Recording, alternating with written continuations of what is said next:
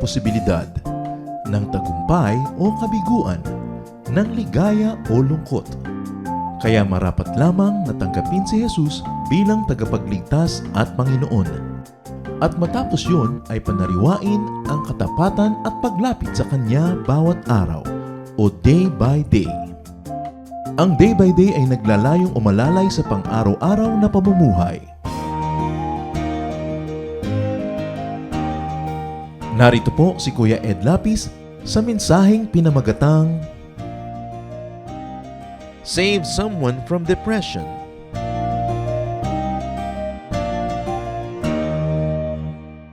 One of the causes of many people's being destroyed by the devil is depression. Napakarami na ngayong nade-depress. Kabagamat nung araw man ay marami, wala palang pangalan na depression yon. Kung ano-anong naiisip ng mga taong tawag doon, nahipa na masamang hangin, narong nakulam, narong na ganito, na ganyan. Pero marami pala mga cases of depression. Depression is causing so much suffering, kaya dapat lamang naman na ating kilalanin. Ang pag-aaral natin ngayon, at nais kong maging sensitive tayo, kung meron ito sa ating pamilya, sa ating mga kaibigan o sa ating sarili, para tayo ay mapagaling at ang ating mga amal sa buhay ay mahipo ng pagpapala ng Panginoon. Ang ating pag-aaral, pinamagatan natin, Save Someone from Depression. And that someone might be you. Dear God, we thank you that you are God of freedom and that you set us free from all imprisonments, even from the imprisonment of depression. Nawa Panginoon, patawarin niyo po kami sa mga kasalanan namin. Gawin niyong sariwa ang lakas na aming katawan at aming pag-iisip. Bagamat marami nang naganap sa maghapong ito, bigyan niyo kami ngayon panibagong kakayahan na mag-concentrate, mag-aral, umunawa, at matuto mula sa mga kasaysayan sa Biblia. Set us free so that freedom to know may become freedom to become like your Son, Jesus. Kayo maging tagapagsalita, tagapangaral ngayon, Panginoon. Niluluklok namin kayo sa pinakamataas na trono ng aming buhay. Sinusuko namin sa iyo ang aming mga iniisip, alalahanin, maging aming katawan, ang aming tainga, ang aming mata. Tutuon namin sa inyo ang aming puso at isip. And we pray, Father, that you will liberate us, you will empower us, and you will use us as mighty agents of your liberation in your work of love in many people. Teach us. May your peace rule in our hearts, and may you protect our loved ones who are not with us right now from all forms of dangers, O God. We place ourselves under your protection, under the blood of your Son, Jesus, and may we ask you, Lord, do your will. Let your glory shine in our lives and cast out all the darknesses that are trying to manipulate us. Father, we seek you. We thank you. In the name of your Son, Jesus, our Lord, our Savior and friend. Save someone from depression. We'll be reading from the Contemporary English Version. We'll begin with Luke chapter 8, 26 to 27, a very familiar story. But today we read it from the lenses of that illness called depression. Jesus and his disciples sailed across the Lake Galilee and came to shore near the town of Gerasa. As Jesus was getting out of the boat, he was met by a man from that town. The man had demons in him. So ang Panginoon ay tumawid ng lake para lamang puntahan ng isang tao na inaalihan ng maraming masasamang espiritong nakatira sa kanyang katawan. The demons entered his body and cohabited with his soul, with his spirit. Ang puso ng tao iisa lang, kasya lang doon ang Diyos at siya, dapat yun ay tama na. Pero ngayon may nakikisingit, may informal settler, no? Dito sa katawan ng taong ito, at ito ay mga masasamang espiritu, not one but many. And this spirit would strive to dominate his, meaning the person's spirit. At bibigyan siya ng isang tinatawag nating split personality. Now, no ang Panginoon ay dumaong doon sa pampang, kusang lumapit ang lalaking ito sa Panginoon. He went towards Jesus to meet him. So, a certain part of him, his real self, you might want to think, wanted Jesus and wanted deliverance. Tandaan nyo, may nag-aagawan sa kanya sa loob niya. Ngayon, may nakapanaig nung sandaling yon, yung taong totoo, hindi yung nakikita ng masamang espiritu, dahil lumapit sa Panginoon. Luke 8:27, he had gone naked for a long time and no longer lived in a house, but in the graveyard. So itong taong ito, na inalihan ng masasamang espiritu, na binabasa natin ngayon as depression, you can read it many ways. Matagal na pala itong palakad-lakad doon na hubot-hubad. No? Hindi na siya nakatira sa bahay ng kanyang pamilya o sa bahay ng tao, doon na siya sa libingan nakatira. Mga libingan nung araw, mga kuweba, kaya pwede kang tumira sa loob. So what are the effects of this spiritual domination? Nakedness, lack of propriety and dignity. Isa daw po, sinasabi ng mga psychiatrists, sa mga unang senyales na ang tao ay nade-depress, nawawalan siya ng pagpapahalaga sa kanyang itsura, sa kanyang amoy, hindi siya nagpapapaligo, sa kanyang bihis. Yung iba pa nga, hindi lang naglalakad sa paligid ng syudad dating hubot-hubad, naliligo pa ng putik, pinupuno ng putik ang mga buhok-buhok nila, nagkakaroon ng uri ng pagkasira ang personalidad. So it is a form of and a sign of depression. Kaya marami makikita niya sa mga mental institutions, bigla na lang naguhubo. No? Kasi isang part yon ng pagtanggal ng espiritu ng dignity ng tao. Kasi mula nang ang tao ay ma-realize siya'y hubad at ikinahiya niya ang kanyang pagkahubad o kaya ay hindi naman dahil lang laging hiya, kundi gusto niyang maging proper, ang ginawa ng Panginoon, di ba dinamitan niya si Eva at si Adan? Tinakpan niya. Ay ayaw pala nila nang naka-expose, tinakpan. Ang ginagawa ni Satan, lagi kang hinuhubaran. Kaya alam niyo kung anong nangyayari sa mga taong hubad ng hindi naman dapat. No? Inaalihan ng espiritu. Imbes takpan ng katawan, itinitinda. Hindi naman yun ang marapat. So what else is the effect of this spiritual domination? Separation from the living. There was isolation.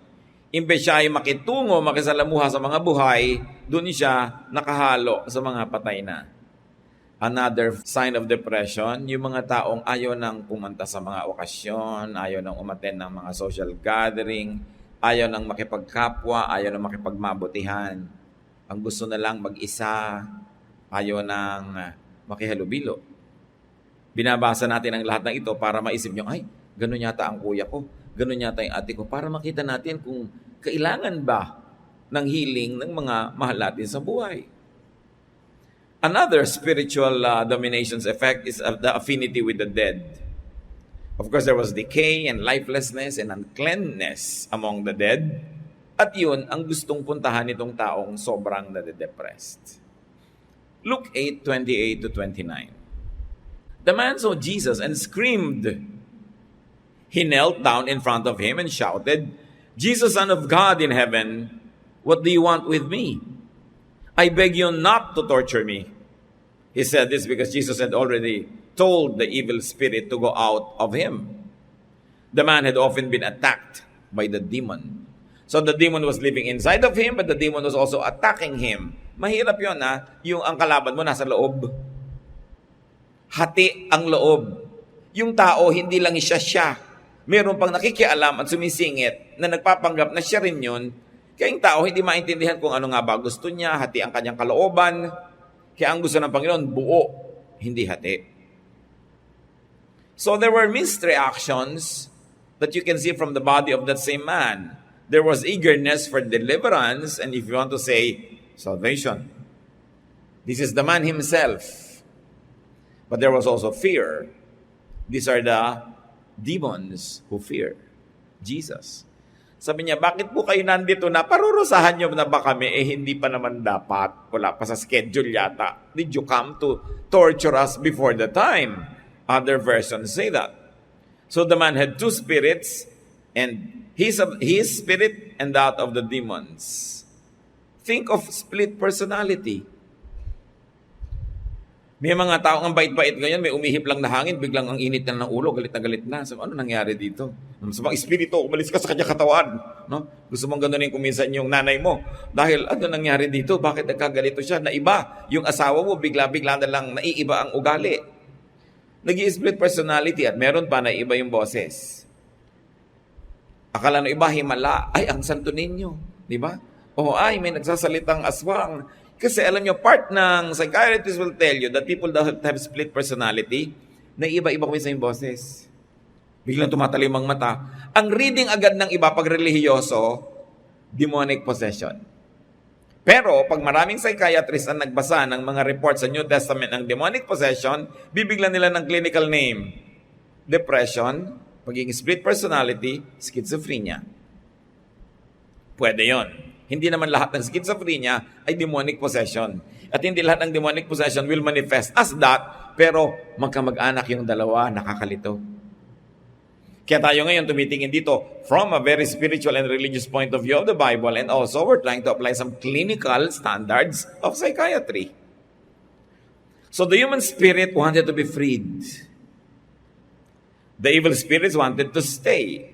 They wanted to avoid torture and eviction. Ayaw nilang pinapa-evict, bagabang hindi naman talaga sila tagaron, but they wanted to be there. Luke 8:29.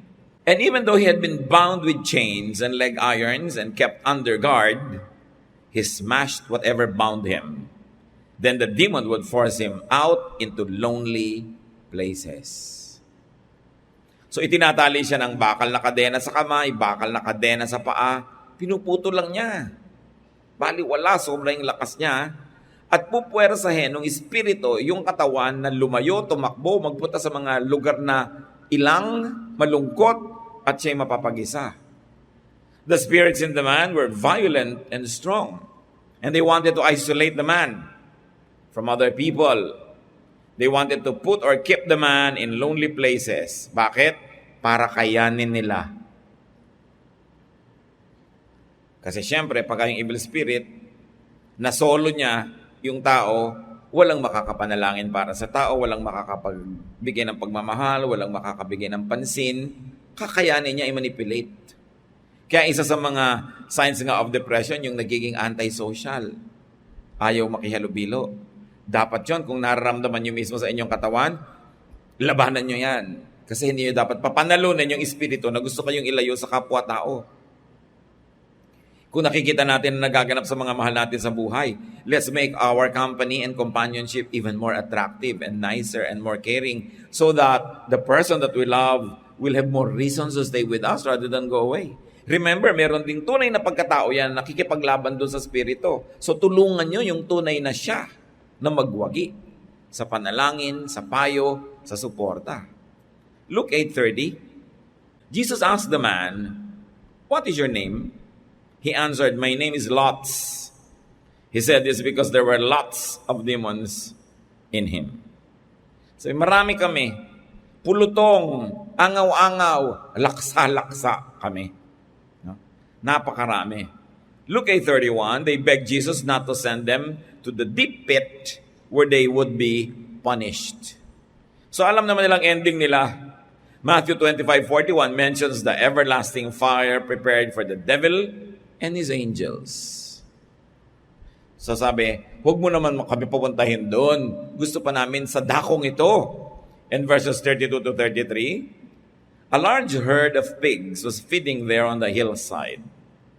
So the demons begged Jesus to let them go into the pigs. And Jesus let them go. Then the demons left the man and went into the pigs.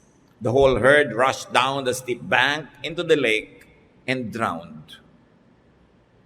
Pag may mga nagtatanong sa akin, Pastor, paano ko po kaya maiwas ang sobrang kumain ng pagkarami-raming pork? Kasi ang hilig ko po talaga, ang sarap. Ay, basahin niyo yung Luke 8:32 to 33. Baka matulungan ka. No? Nasa dinami-rami ng malilipatan sa balat ng lupa, ay doon lumipat. No? Of course, hindi naman ibig sabihin yung kakainin mong pork chop, yan nakatilang espiritu, pero malay mo. Diba? So, isip-isipin mo na lang yung para kuminsan, hindi ka masyadong ganado, kumain ka na lang ng isda, which is healthful. Siyempre, magdaramdaman yung mga kapatiran natin, may piggery. Paminsan-minsan, doon kayo bumili sa kapatiran natin. Diba?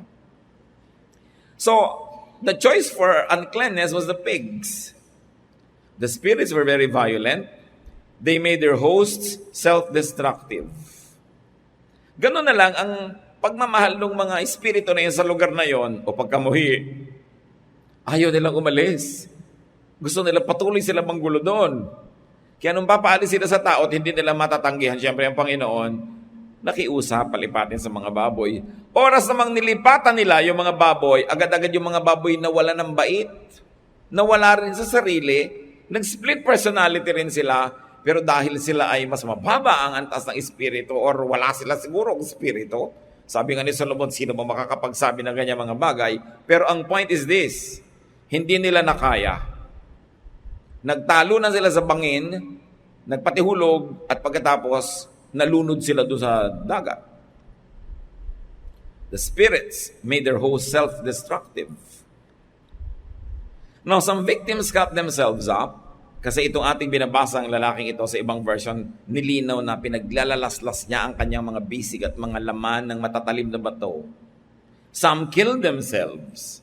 Maraming suicide are caused by depression. No? And some are driven or overpowered to kill themselves.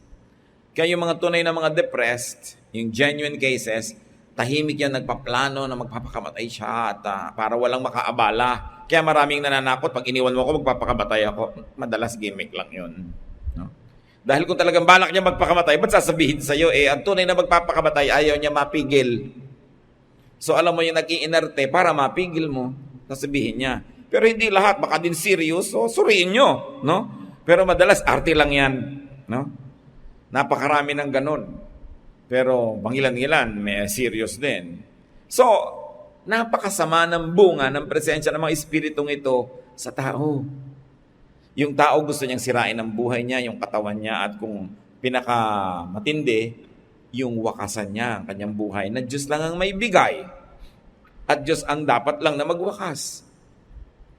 Kaya sabi ng Panginoong Yesus sa John 10:10, a thief comes only to rob, kill, and destroy. May mga taong ganyan. Susuriin ninyo ang mga kaibigan nyo, ang may impluensya sa inyo. There are people talaga, padala lang ng impyerno to rob, to kill, and to destroy you.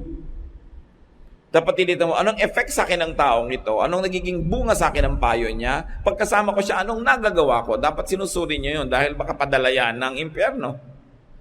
Luke 8:34-35. When the men taking care of the pigs saw this, they ran to spread the news in the town and on the farms. The people went out to see what had happened, and when they came to Jesus, they also found the man. The demons had gone out of him, and he was sitting there at the feet of Jesus. He had clothes on and was in his right mind. Ang ganda naman ang nangyari sa taong to, dinalaw lang ng Panginoon. Napalayas yung mga masasamang espiritong gumugulo sa kanya. At ngayon, tahimik na siyang nakaupo sa paanan ng Panginoon. What does it mean to sit at the feet of Jesus? To learn. To enjoy the wisdom and the fellowship of the Lord. Samantalang dati, hindi siya mapakali, takbo ng takbo, nag-aatungal, nagngangangal sa gabi, pumayapa. Pagkatapos, nadamitan na siya. Natakpan na ang kanyang pagkakahubad. Alam niyo, ang Diyos Ama noon, tinakpan niya sa Eva at si Eva matapos magkamali. Ngayon naman, ang Panginoon, tinakpan naman niya itong isang to. Matapos siyang hubaran ni Satanas. No? And then he was in his right mind. Bumalik siya sa kanyang sarili. Bumalik sa ulirat. Sa kultura natin, marami tayong pagpapahayag niya sa itong babaeng nawawala sa sarili. Di ba? Kung anong pinagagagawa, mawala lang ako sa sarili ko.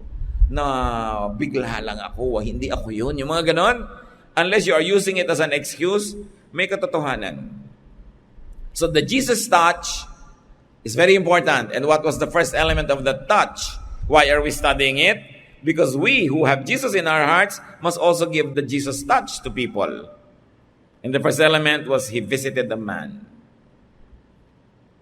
Kung meron kayong alam na nade-depress, nalulungkot, naiibang ugali, dalawin.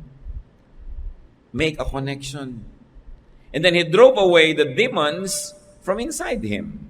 We can do that. You can either, in the name of Jesus, drive out demons, or just replace the position that the demons occupy by being there, by bringing cheer, by bringing happiness, by bringing encouragement. And then the Jesus touch restored the man's peace and serenity. Ano bang effect natin sa mga tao? Peace and serenity o trouble? Tayo din dapat nag-iisip, ano bang effect sa akin ng kaibigan ko na to? Anong effect sa akin ng babaeng ito? Anong effect sa akin ng lalaking ito? Natatahimik ba ako o naliligalig? Isara ang pinto at huwag papasukin ang mga maliligalig. The Jesus visit restored a man's dignity, propriety, and self-respect. Now he was clothed. And it also restored a man's sanity and intellect, wisdom, reason. Bumalik ang katinoan. Nawala kasi sa sarili, pero ngayon, ibinalik ng hipo ng Panginoon sa kanyang buhay. Kung may tao na ating nalalapitan, nakakausap, nagiging kaibigan, dapat nahihipo sila ng Panginoon, dala-dala natin ang loving touch ng Panginoon, nare-restore sila. Nababalik yung ulirat, bumabalik ang katinoan, na itataboy ang mga kabaliwan at mga kabalbalan sa buhay at umaayos ang buhay. Yun dapat ang influence natin sa kapwa. At ganon din ang panukat natin sa influence natin ng iba. Kaya mga anak, pagka kayo ay pinagsasabihan ng mga magulang tungkol sa inyong mga kaibigan, suriin nyo, ano bang influence sa akin ng mga kaibigan ko? Napapataas ba yung grade ko o napapababa? Napapapasok ba ako sa eskwela o napapa-absent? Nagiging mabuti ba ako at matinong tao o lumalabas yung masama kong ugali? Ganun ang pagtingin mo sa tao, yung effect niya sa'yo. Dapat tinitingnan. Luke 8:35 to 37. But the people were terrified. Then all had seen the man healed, told about it. Everyone from around Gerasa begged Jesus to leave because they were so frightened. Sa halip na tanawin nilang utang na loob na yung lalaki ay pinalaya mula sa masamang espiritu, nagkaisa pa sila na pakiusapan ng Panginoong layasan ang lugar nila. Iwan niyo po kami, please lang. Why? Takot daw sila. Who drove Jesus away? Probably people who had lost the pigs. Yung mga may-ari. At marami pa mga babuyan doon, baka mamaya, ganon din ang maganap. Alam niyo yung mga tao may alagang baboy, ayaw niya sa Panginoon. Ano man yung baboy na yun, ha? Hindi na yung literal na hayop, kundi ano mang kababuyan ang pinagagagawa ng mga tao, ayaw nila na sasalin si Lord sa buhay nila. Tataboy nila. Kaya yayain mo mag-Bible study, yayain mo mag-worship, mag-prayer. Pagka may alagang mga baboy, ayaw. Mahirap yayain. No? So, malaman mo, may alaga siguro to. Pero huwag niya na namang usigin. No? Baka lalong humirap na imbitahin. Pero unawaan niya na aayaw niyan may i-give up eh. That's why you should be very assuring. Sino pa kaya sila? Those who were fearful due to ignorance. Alam niyo yung ignorance, malakas manakot. Dahil hindi nila alam ang naganap, natakot. Pinakamadali na lang gawin, paalisin yung nagbigay ng new point in the equation. Si Jesus, sabi niya, umalis po kayo. Sa halip na pakiusapan nila magstay at magpalayas pa ng maraming mga ganong espiritu, pinaalis. Hanggang ngayon, sa buhay natin, nangyayari yan. Ikaw itong magdadala ng mabuti, sa iyo pagalit. Ikaw ang nagbibigay ng magandang payo, ikaw ang nagbibigay ng magandang opinyon, sa iyo pa magagalit. Yung gustong tirahan sila ng mga masasamang espiritu. At sino pa kaya nagpaalis? Edi siyempre, mga kakampi ng mga demons na yon, ayaw nila na ma-deliver yung marami mga tao from demonic disturbance. Fear of demons could be a bigger enemy than the demons themselves. Madali naman kausap ang mga demons eh. Anong sabi ni Lord? Anong sabi sa Bible? Resist the devil and he will flee from you. Resist lang. Tanggihan mo lang, alam naman niyang wala siyang karapatang magpilit, aalis. Pero yung takot, mas mahirap i-handle yon.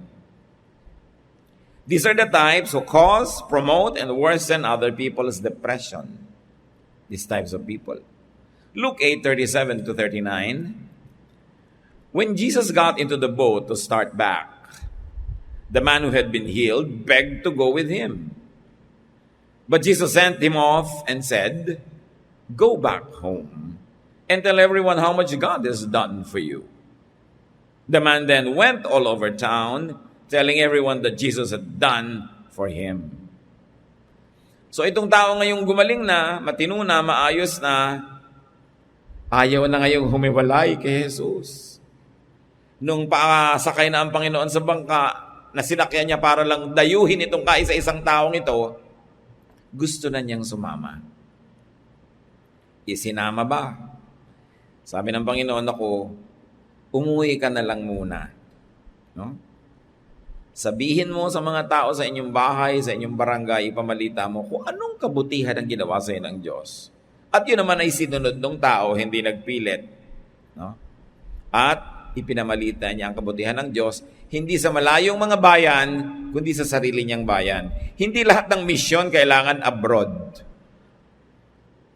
Hindi lahat ng pagmimisyon kailangan sa malayo. No? Yung mga iba ay gusto na lang yata mag-picnic. No? So ngayon gusto mag-mission sa kubod, daming lugar. Ito naman, teka, yung mga kamag-anak mo ba, save na? Mga magulang mo, mga biyanan mo, mga kamag-anak mo, kaibigan mo, kapitbahay, hindi pa po. Ba't pupunta ka pa sa Antarctica? Tatatlo ang tao. Sa barangay nyo, ang dami. Maliban na lang talagang may tawag sa kanya yung Panginoon, then we don't contest that. Pero hindi mo kailangan lumayo para mag-mission. Bawat kaluluwa na wala doon ng Panginoon, mission field yun. At bawat taong nahipo na ng Panginoon, missionary na yon. Kaya may training ka kaya wala, mahirap ba ipamalita ang kabutihan ng Diyos? Kukwento mo lang naman yan. So the truly freed former demoniac desires the Lord's company and leadership. Ang mga tunay na tumanggap sa Panginoon, ang mga tunay na napalaya sa dating buhay, yung mga nakaranas ng kabaitan, kabutihan, kapayapaan na ibinibigay ng Panginoon, laging gusto sumama sa Panginoon. Sumama sa church activity, sumama sa mga prayer, sa mga worship, sumama sa mga gawain. Kasi the church is the body of the Lord. Saan mo pahahanapin yun? Yun na yung pinakamalinaw na pwede mong pagsalihan. At pag-ubusan ng lakas mo, sumusunod ka, gusto mo nandun. Every willing heart finds a reason to be in church. Every unwilling heart finds every excuse not to be there. Kaya nagkakakilanlan na yung mga mahilig talaga kung medyo masungit ang panahon, medyo may konting hirap pupunta. Doon mo na malalaman kung sino talaga yung determined. Dahil pag determined ka, malayo may malapit din. Sabi nga, pilit ko ring mararating. Huwag lamang masabi mong di kita ginigiliw, sabi ng kanta. So kung sasabihin mo sa Panginoon, magsaserve ka lang ba, pupunta ka lang ba, kung madali, kung mahirap, hindi na. So nakikita natin. Now, Jesus wants him to do something more personal and more urgent. Bakit naman sumasama na nga kay Lord, di pa niya sinama? Kasi ang tagal ng absent yung tao sa sarili niyang pamilya, nakatira kasama ng mga bangkay kung saan-saan nagpupunta. The Lord wanted him to be restored to his family and friends. He had been isolated for so long. Kaya yung mga nagsasabing, ako, natanggap ko na ang Panginoon, na born again ako, na bago na ako, renewed Christian na ako. Have you been restored to your family? Baka naman hanggang ngayon, di pa kinakausap yung biyanan mo. Hindi ba? Iniistan mo pa rin yung kapitbahay nyo, pero na-restore ka na kay Lord. Ang susunod na kasunod, be restored with people around you. Yun ang hinahanap ng Panginoon. Huwag kang sumama sa akin kung saan-saan. Umuwi ka sa inyo, makipag-ayos ka, makipagkasundo ka, renew your relationship. Dahil yun ang mission field mo. Hindi ka dapat nagme-maintain ng mga hindi pakikipag-usap, alitan, galit. Samantalang nasa Panginoon ka na. Dapat ma-reconnect ka sa mga taong malapit sa iyo dahil magiging mission field mo sila. Dapat mo rin silang madala sa Panginoon. At para rin sa sarili mong kabutihan, di ba mainam naman yung pakiramdam na maganda yung samahan nyo kaysa hindi maganda? Tell people about God's saving and restoring work. Yan ang ginagawa ng mga nakakakilala sa Panginoon. So that more demoniacs could be freed. So sino tayo? One former demoniac who is now free in the Lord, trying to minister to somebody who is still not free. Ganun lang yun. One forgiven sinner leading another sinner to be forgiven para pare-parehong forgiven. Yun ang importansya ng ating pag-aakay sa kapwa patungo sa Panginoon. So the former demoniac becomes God's ambassador. Kita nyo talagang iba yung hinihipo ng Panginoon, nabaligtad. Siya ngayon ang spokesman ng Panginoon, samantalang dati, magbuka lang siya ng bibig, takbuhan na yung mga tao sa takot. Ngayon, blessing ang lalabas sa kanyang bibig. At sabi nga naman, the best way to beat an enemy is to turn him into a friend. So siguro dating enemy of God's work itong taong ito, now he is a worker in the Lord's mission. Ang ganda ng transformation. Now let's read demonic domination here as depression. It is a suggested reading. Kasi talagang marami silang similarities. Though not all depressions may be caused by spirits, but depressions caused by spirits will show these signs. Why are we studying this? Because there could be a victim of demonic domination and depression in our own family, among your friends, in us. Baka mamaya hindi naman dapat iba pag-usapan, tayo pala. Kaya pala tayo dinala ng Panginoon ngayon dito para maisip nating, depressed kaya yung hipag ko? Depressed kaya yung kaibigan ko? Kasi kung minsan nagugulat na lang tayo, may biglang nagpakamatay na lang. Wala kang kamalay-malay, balak pala niyang gawin. Ang sakit. Kasi ang tagal na palang may signs, pero dahil hindi mo pinapansin, nung nalang namatay, tsaka kayo oo nga, no? Napansin mo ba ganito siya? Oo nga, napansin. Ba't kaya nyo lang pinag-uusapan? Kailan nakaburol na? Kasi hindi nga nauna yung pagiging sensitive. Kaya kailangan mauna yon. Aanhin pa daw ang damo kung patay na ang kabayo. Kaya kailangan maintindihan natin. Dumarami po ngayon ang mga nade-depress sa Pilipinas. Dumarami ang nai-imbalance ang spirito. Marahil dala ng sobrang lungkot. Kasi 10 million Filipinos are OFWs. Can you imagine naman yung social cost? Yung mga pangungulila, pagkainip, misang pangamba. Yung mahal mo sa buhay, ang layo, tapos ang selos ka, ang hirap naman yata nung ang layo-layo, parang wala kang kakontrol-kontrol sa sitwasyon. Nagkakaroon ng mga depression ng mga tao. Ang dami-dami nating mga manggagawa ngayon, syempre dahil kailangan magtrabaho, nagtatrabaho ng panggabi ng mga shift, naiiba ang mga sleeping habits, nadi-imbalance yung katawan. Ano magiging bunga niyan sa ugali? Ano magiging bunga? Kaya marami nagiging irritable, no? Nagiging mga unreasonable kung minsan yung mga init ng mga ulo nila. Kasi imbalance yung katawan. Nilikha tayo na may katawan, may espiritu, may kaluluwa. Dapat lahat siya ay naalagaan. Pero dahil nga sa economic needs, maraming stress on our bodies which will of course affect our emotion and will affect our spirit. Kaya dapat mas sensitive tayo. Now, what are the possible causes of depression? Isa ang pinaka-main cause niyan, a grave and lingering negative spirit. Maraming nakakapansin, marami daw sa mga nagtatrabaho sa panggabi, bugnutin, magagalitin, mabilis sumabog. Ano kasi, kumisan ang dami nilang negative spirit na hawak. Lalo yung, kumisan, ang trabaho mo, sumasagot ka ng telepono, iniiba mo pa kumisan yung accent mo dahil siyempre, kunwari, kababayan ka niya. Yung palang yung hirap-hirap na, nagbabalat kayo ka. No? So, napipilitan ka dahil kailangan mo maghanap buhay. Pagkatapos, yung kausap mo, reklamo ng reklamo, galit na galit sa'yo. Ikaw naman, I understand. Oh, yes. Of course, I understand you. Pero gusto mo talagang sabukain yung kausap mo, no? Pero may script ka kasi. Saan mo ngayon ibubunton yung mga hindi mo na ipapahayag na yon? Diba? Naiipon. Tapos napupuyat kaya, kainom ka ng kape, nakakatatlong drum ka na, hindi pa tapos yung gabi. So, sigarilyo pa ng sigarilyo para magising at na-stress. Ano mangyayari sa katawan mo? So, there's a lot of frustration. This is the thief. Frustration and sometimes unfulfillment. Hindi mo masabi sa kausap mo yung gusto mong sabihin. Maraming frustration. And I like you to think in terms of family. Lalo sa mag-asawa. Kasi baka asawa nyo mismo, kung may asawa kayo, yung kandidatong ma-depress, ano mga frustration niya sa'yo? Ano yung mga unfulfillment, mga gusto niyang maganap na hindi nagaganap? Alam niyo, pag paulit-ulit yun, magkakaroon ng negative spirit yung tao.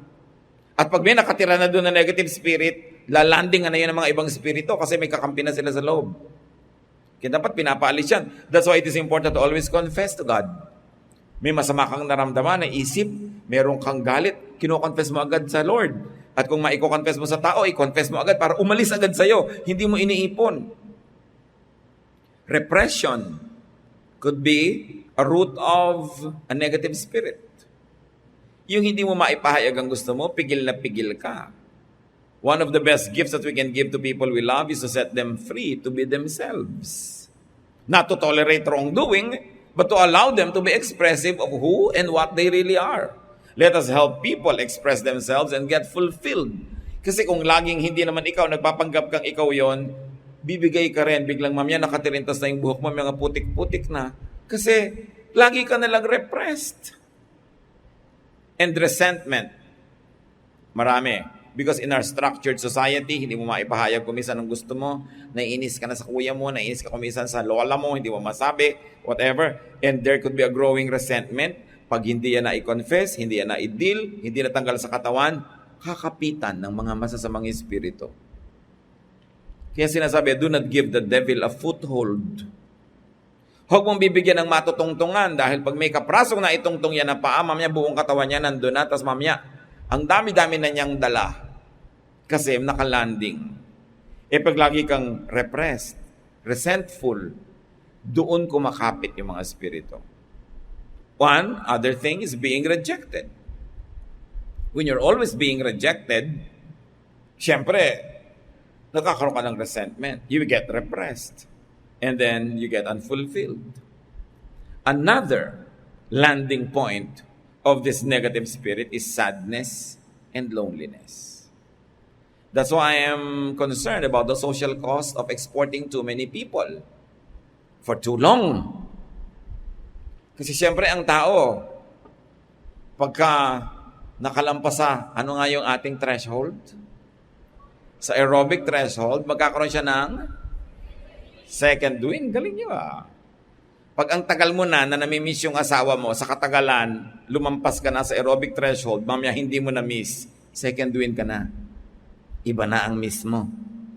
Si kumpare na. Di ba? Delikado yan.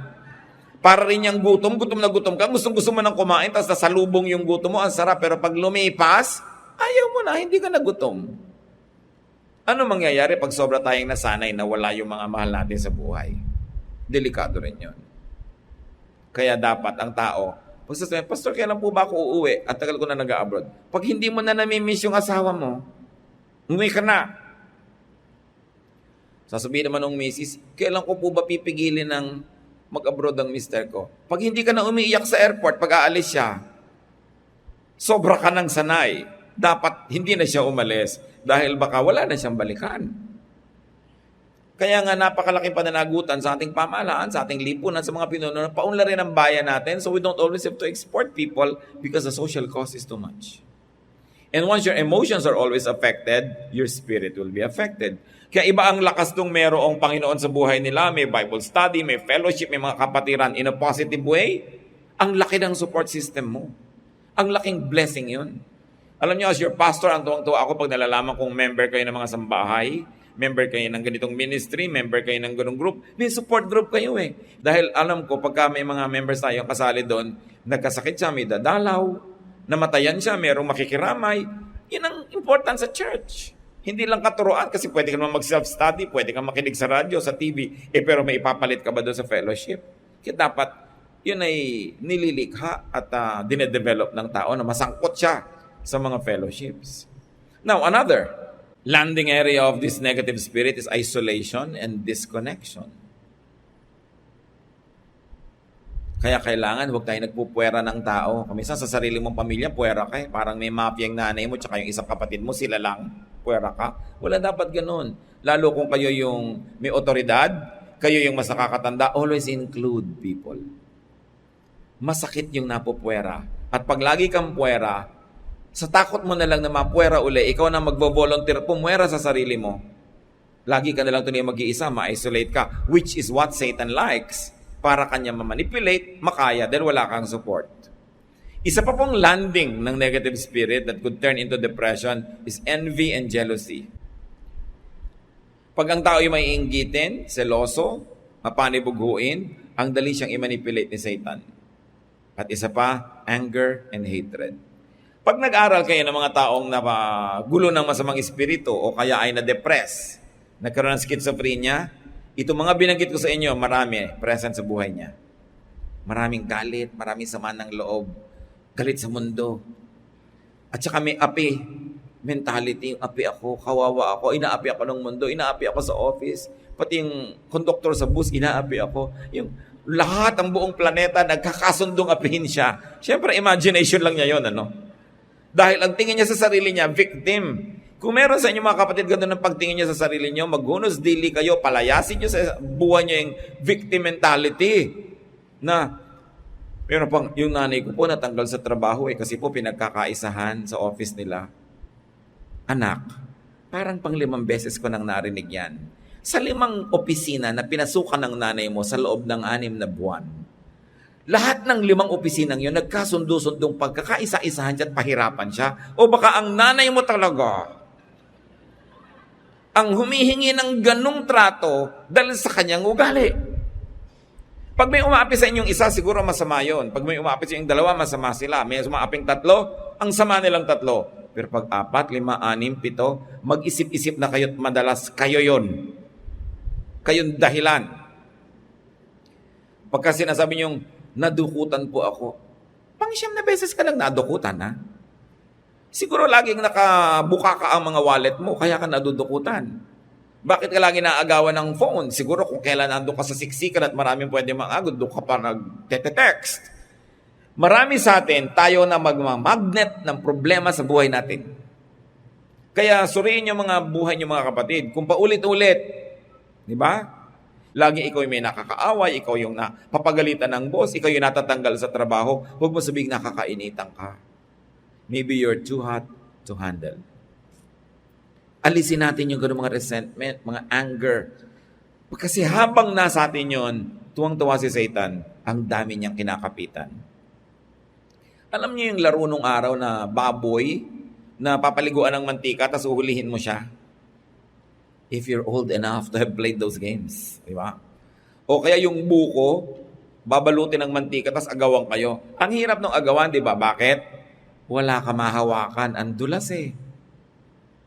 Subukan mo yung baboy na may damit, may mga ribbons, di ba? May mga bracelet, may mga kwintas, agawan. Di ba ang dali niyang hawakan? Kasi may nahawakan ka. Ngayon, ang hinahawakan ni Satan sa atin, para niya tayo ma-depress, para niya tayo ma-isolate. Yung mga yan. Anger, jealousy, envy, hatred. Pag meron ka niyan, ang dali mo niyang mahawakan ka ni Satan. Namamanipulate ka. Kaya magsuri-suri tayo mga kapatid. Now, what are some effects of depression? Hindi mo na alam kung ito effect o ito yung dahilan. Kung ito ang bunga o ito yung sanhi. Isolation. Pinag-usapan na natin kanina yan. Lifelessness, yan ang isa sa mga effect. Self-destruction. Self-mutilation. Likas at tao na nilikha tayo ng Diyos na mamahalin natin yung katawan natin. Ayaw nating masaktan yan. Ngayon, kung ikaw na naghahanap ng sakit ng katawan, ikaw na ang humihipa.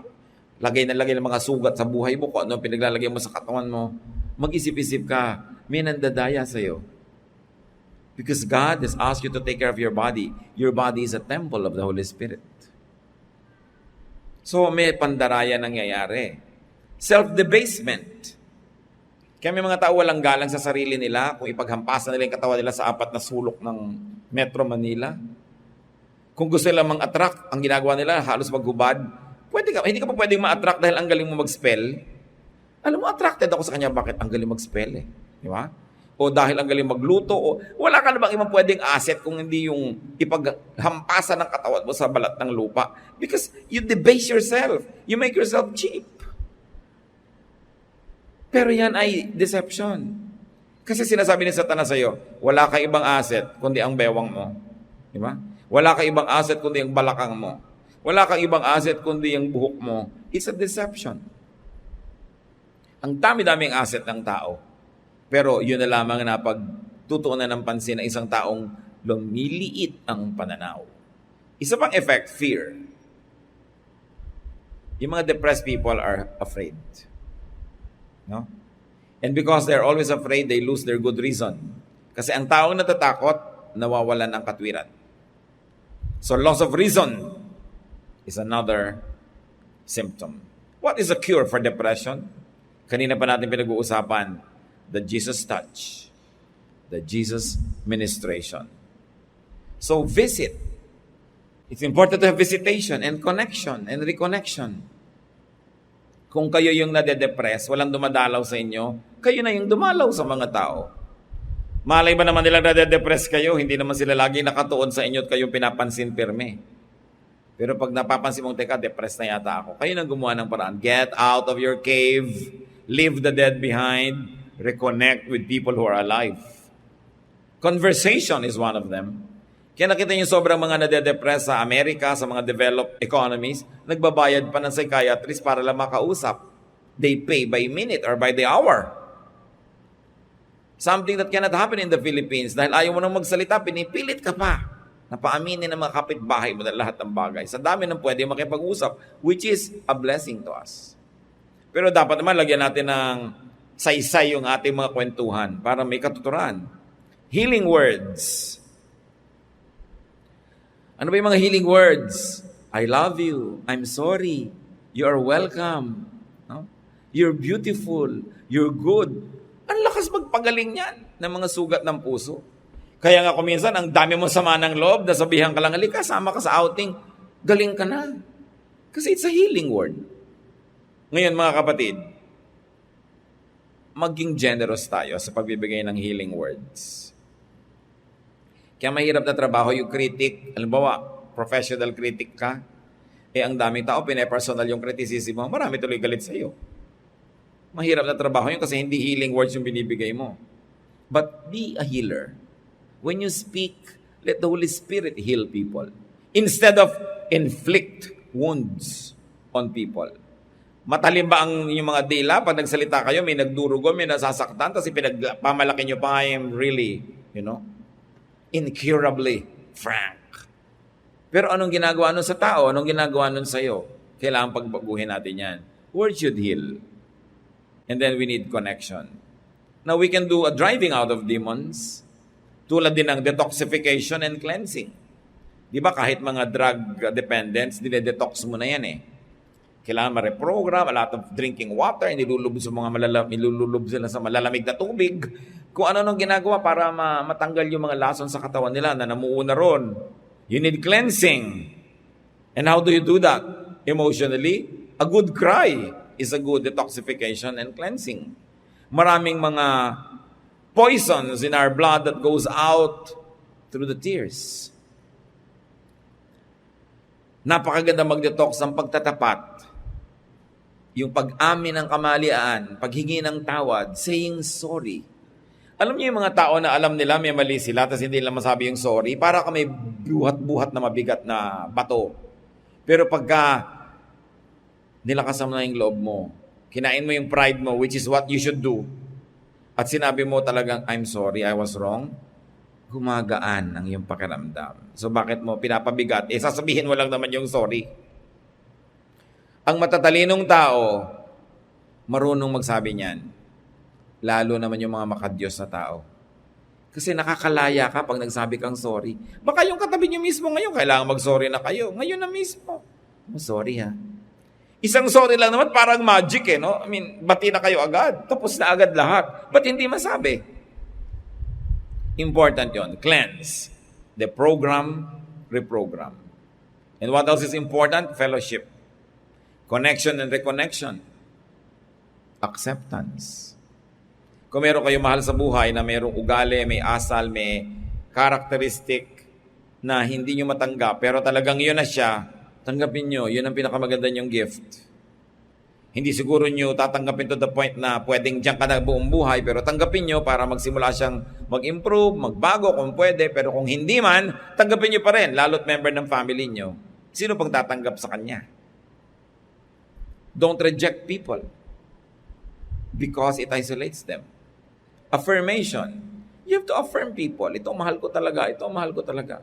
Kahit mga tuta, may dalawa kayong tuta sa bahay, hawakan mo yung isa lalapit din eh. Hindi siya papayag, hindi siya kasali. Lalo ang tao. Huwag kayo nagpupwera. Don't play favorites. Because yung hindi paborito will be depressed. Marami sa atin, nagkakaganyan-ganyan tayo. Ang may kasalanan, sarili nating pamilya. Kasi hindi tayo ina-affirm at hindi tayo minamahal. Now, it's very important, restoration. So kung nagkamalian noon, ayusin. May utang ka, bayaran mo para may restoration. May sinabi kang masakit, palitan mo ng I'm sorry, I was wrong. Mare-restore yun. What is the result of the Jesus touch? Restoration of balance of the physical, mental, emotional, and spiritual aspects of the person. Ang tao, physical, katawan, mental, isip, emotional, ang ating damdamin, at spiritual, ang ating espiritu. Sama-sama yun. Dapat agree lahat yun. Kaya pag ang ginagawa ng katawan mo, masarap sa kanya, pero kontra yung espiritu mo, hati ka, magkakasakit ka, pag pinagpatuloy mo yan, madedepress ka. Kasi iba yung pinaniniwalaan mo, tapos iba yung ginagawa ng katawan mo. Hindi isa. Yung emosyon, gustong-gusto mong mahalin yung isang tao, pero ang proud mo, ayaw mong ipakita. Physically, ayaw mong ipakita yung emotion mo. No? Gusto mo siyang kamutan ng likod, pero ayaw mong pansinin kasi galit ka. Nagsasuffer ka emotionally. So don't do that. Kailangan buo. Tingnan niyo ang Panginoon, Luke 2:52, kung paano i-describe sa Biblia na lumaki. Jesus became wise and he grew strong. God was pleased with him, and so were the people. You're talking about wisdom, mental. Jesus became wise. He grew strong physically.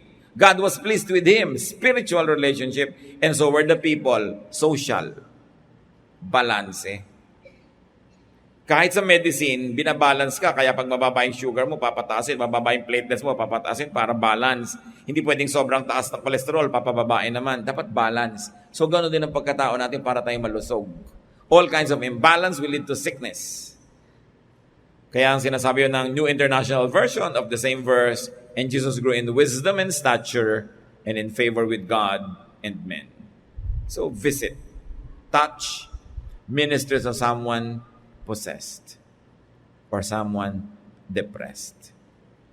Be sensitive. Be on the lookout for people who might need your help.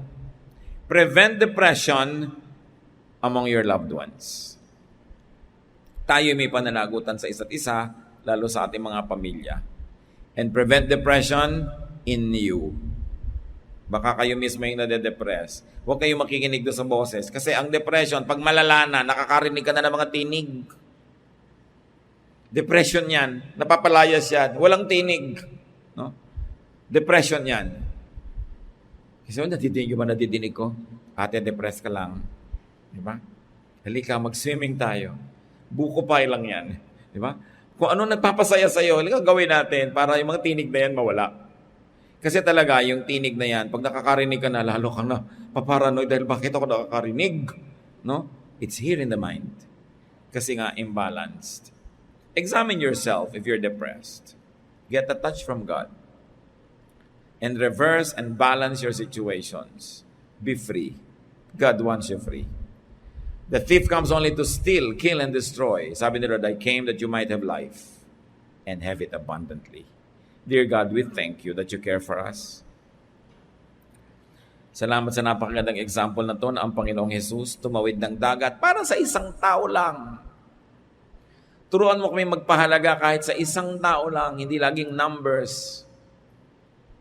At turuan mo kami tulad nung tao na yon na lumapit sa iyo. Labanan yung mga espiritu na sumisira sa amin at lumapit kami sa iyo, Panginoon, para kami mapagaling ninyo. Yumuko tayong lahat at manalangin with eyes closed and focus on the Lord.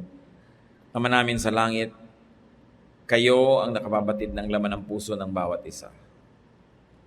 Sino man sa mga kapatid ngayon ang tatawag sa sarili nila na depressed, slightly depressed, very depressed, or candidate to be depressed.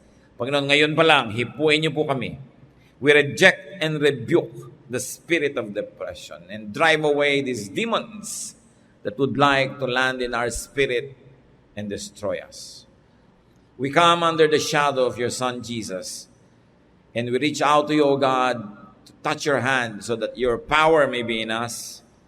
Palayain niyo po ang bawat isang kapatid dito na nade-depress. Ituro niyo ang mga practical na dapat gawin to reconnect with people, to say the right things, to do the right things, to be in the right places so that this depression could be driven away. Hipuin niyo, Panginoon, pagalingin at bigyan ng balanse sa buhay. Bigyan nyo kami, Lord, ng discernment and wisdom to know what are the wrong things we do that lead to our depression, and teach us the right things we should be doing so we could be balanced, healthy, and free. At ganoon din, Panginoon, habang kami inakayuko sa iyong presensya, inaalala namin ang mga kilala, kaibigan, mahal sa buhay, kamag-anak na sa tansya namin, Lord, maaaring depressed. Touch them also. Kahabagan mo, Panginoon, at padalawin mo rin ang iyong espiritu sa kanila. At loobin mong kami ay maging instrumento mo, Diyos, to be instruments of blessing, to be instruments of the touch of Jesus in their lives, so that through our ministration, we will help them get out of their depression so they could be free. Magbulay-bulay tayo, mga kapatid, sa ilan pa mga personal application ng napakahalagang mensaheng ito, at nawa sa ating pag-unawa, we will be agents of blessings to heal ourselves and the people around us. Lord, kausapin niyo pa kami. Palinawin niyo pa sa amin ang mga dapat namin gawin after hearing these teachings from you.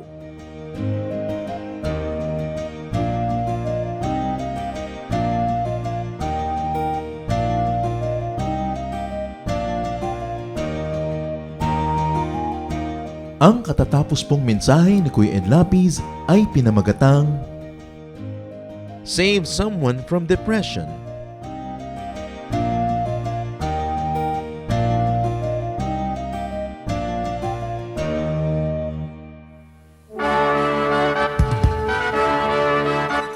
Halina't sama-samang sumamba at magdiwang sa Day by Day Jesus Celebration kasama si Kuya Ed Lapiz. Bulwagan ng Panginoon, PICC, one Sunday a month, Philippine International Convention Center, Rojas Boulevard, Pasay City. All other Sundays, sa mga day-by-day mini-bulwagan ang pagtitipon. Para sa buwan ng Nobyembre, gaganapin ito sa November 3, 2024.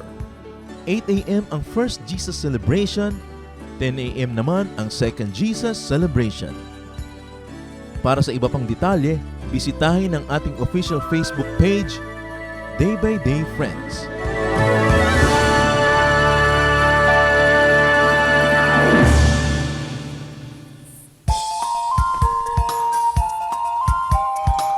Magandang araw. Ako po si Pastor Jun Benaplor ng Day by Day Jose Abad Santo. Inaayahan ko po kayong dumalo, makibahagi at makisaya sa aming pagtitipon tuwing Biyernes sa 4th floor, Dulce Memorial Chapels, Jose Abad Santos, Tondo, Manila. Nagsisimula po sa ganap na 5 ng hapon ang Jesus Study at susunod po sa ganap na 6 ng gabi ang Jesus Celebration. Para po sa karagdagang impormasyon, tumawag o mag-text sa 0921-651-2206 o bisitahin ang aming FB page, DVD Jazz. Magkita-kita po tayo, hihintayin po namin kayo.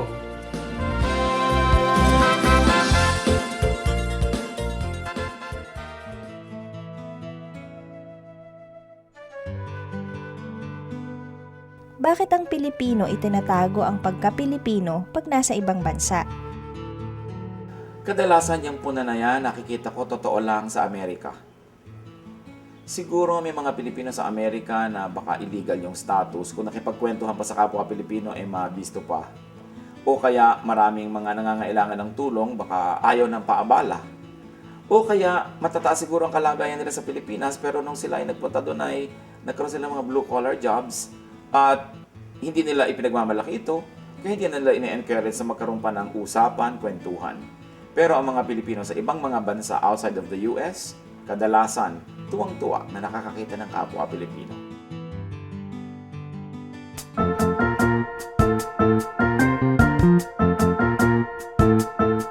Oras na po para pansamantalang magpaalam ang programang Day by Day. Tayo po'y magsama-sama tuwing ika-6 hanggang ika-7 ng umaga, araw-araw. Magandang umaga po at mabuhay ang Panginoong Hesus!